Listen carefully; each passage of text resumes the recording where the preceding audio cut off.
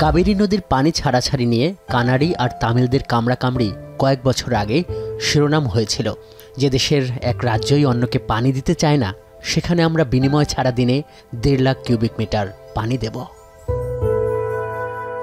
5 বছর আগে অক্টোবরের 5 তারিখ বিশ্ববিদ্যালয়ের ছুটিতে বাড়িতে বেড়াতে এসে এভাবেই নিজের ফেসবুক পাতায় ফেনী নদীর পানি বন্টন নিয়ে প্রশ্ন তুলেছিলেন অনন্ত মহাকালের এক যাত্রী। এর 2 দিন পর 7 অক্টোবর বিশ্ববিদ্যালয় থেকে আবার কুষ্টিয়ায় ফেরেন তিনি, কিন্তু নিথর দেহে। অসীম মহাকাশের দিকে মহাকালের যাত্রীর মাঝখানের কয়েকটি ঘণ্টা কাটে তার প্রিয় প্রকৌশল বিশ্ববিদ্যালয়ে। 6 অক্টোবর বাড়ি থেকে ফেরার পর ছাত্র শিবির সন্দেহে তার ছাত্রলীগ বন্ধু বড় ভাইয়েরা মধ্যরাত থেকে তার উপর শুরু করে বীভৎস নির্যাতন।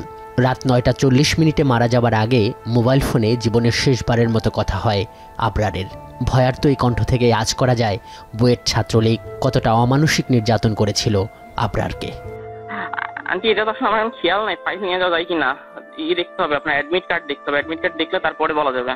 মাথা ও বুকে ক্রিকেট স্ট্যাম্প, স্কিপিং রোপ ও হাতুড়ি দিয়ে টানা 6 ঘন্টা নির্যাতনের এক পর্যায়ে নিস্তেজ হয়ে যায় আবরার।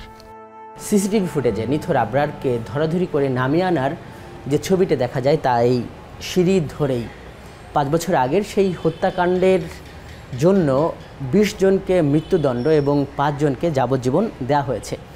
বিচারিক আদালতের ওই সিদ্ধান্তের বিরুদ্ধে আপিল করেছে আসামিপক্ষ, যেই কারণে বিচারিক প্রক্রিয়াটি এখন ঝুলে আছে উচ্চ আদালতে।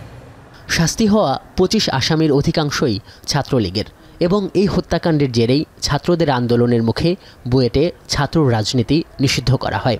যদিও এ নিয়ে বিগত সরকারের একটা চাপ ছিল বিশ্ববিদ্যালয় প্রশাসনের ভেতরে বাইরে। জুলাই বিপ্লবের পর অবশ্য আগ্রাসন বিরোধী এই শহীদকে নিয়ে কর্তৃপক্ষের বেশ কিছু উদ্যোগ স্পষ্ট হচ্ছে, যেমন এই আবরার ফাহাদ মেমোরিয়াল। বুয়েটের শেরেবাংলা হল প্রাঙ্গণে আবরার ফাহাদের 5ম মৃত্যুবার্ষিকীর দিনে এর ভিত স্থাপন করেন কর্তৃপক্ষ। প্রকৌশল বিশ্ববিদ্যালয়ের যন্ত্রকৌশল বিভাগের শিক্ষার্থী বন্ধন, যিনি আবরারের স্মৃতি বিজড়িত 1011 রুমের বাসিন্দা, বলছেন এতটা জোরে সোরে না হলেও আবরারের আদর্শ ঠিকই জাগ্রত ছিল শিক্ষার্থীদের মনে মনে।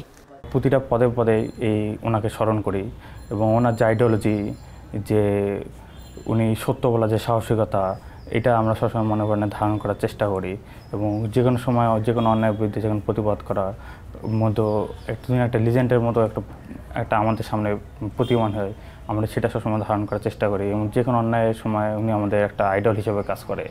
আবরারের 5ম মৃত্যুবার্ষিকী উপলক্ষে পরিবর্তিত এই পরিস্থিতিতে স্মরণসভার মতো বেশ কিছু আয়োজন দেখা গেছে বুয়েট ও ঢাকা বিশ্ববিদ্যালয় এলাকা জুড়ে। এসব অনুষ্ঠানে যোগ দিচ্ছেন শহীদ আবরার ফাহাদের পিতা ও ভাই। ভাইয়া যখন পোস্টটা দেয় তখন আমি বিছানাতে বসে আর ভাইয়া সোফার উপর, ভাইয়াকে বললাম, ভাইয়া ছাত্রলীগ তো সব জায়গায় এই ধরনের কথাবার্তা বললে পেটাই, তোর কি কিছু তুই কেন এই ধরনের কথাগুলো লিখিস? তখন ভাইয়া শুধু একটা কথাই বলছিল, দেখ সবাই হয়তো চুপ থাকতে পারে কিন্তু কাউকে তো কথা বলা লাগবে। 2 বছর ধরে আমরা তো কোর্টে আসা যাওয়া করেছি, তারপর আমাদের কেসে রায় হয়েছে প্রায় 3 বছর, আমরা তো এখনো আমাদের হত্যার বিচার পাইনি। আমি চাই এদেরকে দ্রুত সময়ের মধ্যে যেন ধরা হয় এবং আইনের আওতায় এনে এদেরও যেন রায় কার্যকারী করা হয়। বৈষম্য বিরোধী ছাত্র আন্দোলনের নেতাদের অভিযোগ, আবরারের খুনিরাই 24-এর গণহত্যার দোসর। এই ছাত্র জনতার অভ্যুত্থানের পূর্বের দিন পর্যন্ত যে গেস্ট রুমগুলো হতো, প্রোগ্রামগুলো হতো, গণরুমগুলো হতো, তার প্রত্যেকটি প্রক্রিয়া ছিল এক একটি আবরার ফাহাদকে বিভিন্ন প্রক্রিয়া নির্যাতন করার, নিপীড়ন করার এক একটি প্রক্রিয়া। আমাদের জানা মতো আমরা দেখেছি, আমরা জার্মানিতে নাৎসি দলের কোনো ধরনের রাজনৈতিক কোনো অধিকার নেই। যারা বিভিন্ন জায়গায় মানবাধিকারের প্রশ্ন তুলছেন আওয়ামী লীগ এবং ছাত্রলীগের বিরুদ্ধে, আপনাদের মায়া কান্নাগুলোকে আমরা আমলে নিতে চাই না। সুতরাং আগে ছাত্রলীগের, আওয়ামী লীগের বিচার নিশ্চিত হবে, তার পরবর্তীতে আমাদের অন্য কিছু সিদ্ধান্ত। ভারতের জনতার সাথে আমাদের কোনো বৈরিতা নাই, আমাদের বৈরিতা, আমাদের শত্রুতা বাংলাদেশের প্রতি আধিপত্য নিয়ে যে নীতি নির্ধারণ করে দিল্লি, সেই আধিপত্যবাদী নীতির বিরুদ্ধে আমাদের বৈরিতা।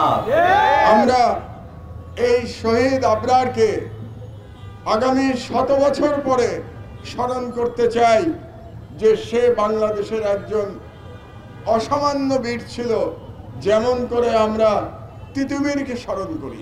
যারা আবু সাঈদ হয়ে ফিরে এসেছে, যারা নাহিয়ান হাফিজ হয়ে ফিরে এসেছে, যারা নাম না জানা কৃষক মজুর হয়ে ফিরে এসেছে, এটা সেই বাংলাদেশ।